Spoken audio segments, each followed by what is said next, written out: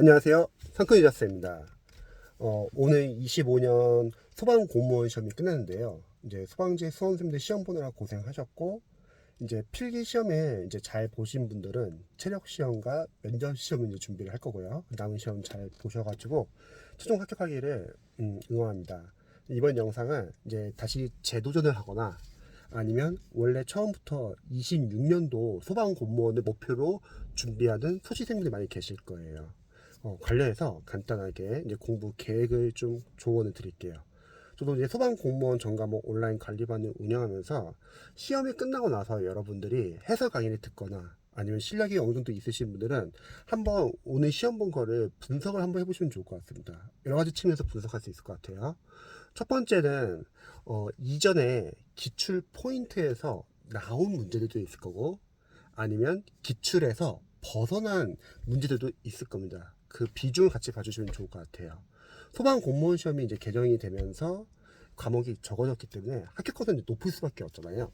이때 중요한 거는 100점 방지용 킬러 문제가 나오는데 그 문제들을 여러분들이 맞추려고 노력하시려는 분들도 많이 계실 거예요. 그리고 강사님들도 이제 보통 소방공무원 학생분들 상담을 해보면은 강사님들 문제풀이 과정에서 여기 이런 지적적인 것까지 다 알아야 되나? 약간 이런 걱정을 많이 하시더라고요. 공부를 하면서요. 근데 강사님들은 어쩔 수 없어요. 시험 끝나고 나서 본인 교재에서 집중을 해야 하기 때문에 문제풀이에서 소방공무원 기출을 벗어난 타 시험의 이제 지역적인 이제 포인트들을 다 문제화시킵니다. 저쪽이 높이기 위해서. 그래서 양이 상당히 많아져요. 그런데 이때 소방직 수험생들이 그런 지역적인 문제들을 다 공부를 해야 되냐? 저는 이렇게 좀 알려드리고 싶어요. 일단 그 지역적인 문제들은 나중에 기본서와 기출 포인트 잡히고 나서 그 후에 낳는 기간에서 문제풀이를 하면서 어, 보완을 하시면 될 것 같아요. 이렇게 알려드리는 이유는 이런 방향을 설정하지 않으면은 그 지역적인 문제를 계속 같이 보려고 해요. 근데 우선순위가 있다는 거죠. 일단은 그동안 소방 공무원 시험이 워낙 많이 취재되었기 때문에 기본서랑 기초에서 중요 포인트를 다 잡고 그 후에 지역적인 걸 추가해야지 처음부터 지역적인 포인트를 같이 보게 되면은 반대로 기존에 있던 기본서랑 기출의 중요 포인트를 제대로 학습하지 못하고 넘어가는 경우가 많더라고요. 그리고 오늘 시험 본 거를 분석을 해보면서 기존의 기출에서 맞출 수 있는 문제 또는 기출은 아니지만 기본서를 공부하면서 맞출 수 있는 문제 아니면 기본서 기출을 본다 하더라도 틀릴 수밖에 없는 지역적인 문제로 비중을 한번 나눠서 분석을 해보면 좋을 것 같아요. 또한 틀린 문제도 한번 분석을 한번 해보세요. 이유를 적어보는 거죠. 틀렸는데 내가 분석을 해보니까 관련 이론의 이해, 정리, 암기, 반복이 안 되어서 틀렸는지 아니면은 관련 이론은 많이 봤는데 단원별로 문제 적용 연습이 안 돼서 틀렸는지 또는 문제를 풀면서 중요 포인트나 키워드 놓쳤는지 등등 여러 가지 이유가 있을 거 아니에요. 틀린 이유를요. 그 이유를 정리하다 보면은 취약한 부분이 보인다는 거죠. 보통 재시생분들 중에서 잘못 공부할 수 있는 게 작년에 공부했던 방식과 똑같은 방법으로 단지 시간 늘려서 공부하시는 분들 많이 계세요. 공부 방법을 잘 모르거나 공부 계획을 세울 줄 모르시는 분들 많이 시행착오하는 건데 만약 그렇게 해서 점수가 잘 나오는 분들은 뭐 그렇게 해도 상관없는데 점수가 안 나오시는 분들은 그렇게 하면 안 되고 일단 작년에 공부했던 방식에서 문제점을 체크해가지고 그 문제점을 보완해서 공부를 해야 합니다. 그래야지 그 다음 해에 점수가 잘 나옵니다.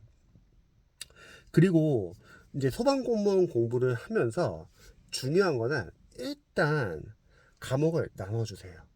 기본서부터 다시 봐야 하는 과목 그리고 기본서를 충분히 봤기 때문에 기출로 바로 들어갈 수 있다. 이렇게 두 가지 나누면 될 것 같아요. 문제풀이가 나중에 뒤에서 나가면 되는 거고요.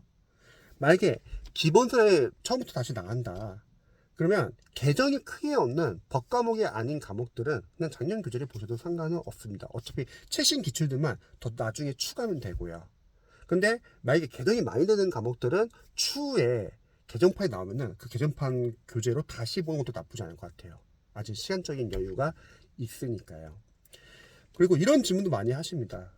기본서 단권화를 해야 하는지. 예전에는 과목이 여러 과목이 있었을 때는 사실 시험이 쉬웠을 때도 있었거든요. 그러면 그때 합격하셨던 분들은 기출만 제대로 봐도 합격할 수 있다 이렇게 말을 하는데, 이제 세 과목 줄었기 때문에 시험이 어려울 수밖에 없습니다. 그러면 시험이 어렵다는 건 약간 이런 기준이에요. 첫 번째, 기존의 기출 범위에서 벗어난 문제. 이런 건 지역적인 문제죠. 이 지역적인 문제는 일단 기본서랑 기출을 충분히 공부하고 나서 문제풀이에서 약간 보완해 주시면 될 것 같고요. 두 번째는 단순하게 암기가 하는 게 아니라, 암기를 해서 풀 수 있는 게 아니라 이론을 이해해서 응용해야 하는 문제. 여기서 이제 기본서 단권화가 갈립니다.